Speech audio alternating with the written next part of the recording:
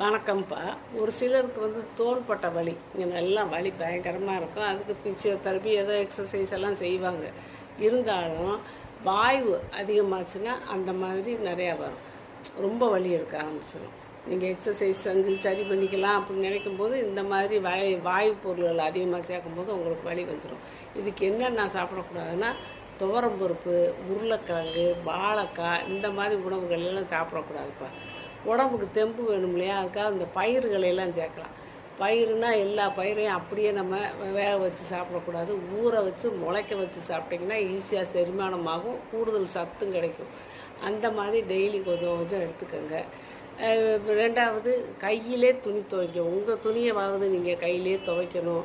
கொடி இருக்கு இல்லையா, காய போடுற கொடி, அது நல்லா உயரமாக இருக்கணும். இப்படி தூக்கி அப்படி போட்டு நம்ம இப்படி எடுக்க செய்ய இதெல்லாம் ஒரு எக்ஸசைஸ் மாதிரி. கொடியில் உங்கள் துணியை துவைச்சி நீங்களே கொடியில் காய போடுங்க. மற்றவங்க துணி இருந்தாலும் காய போடுங்க, எடுங்க.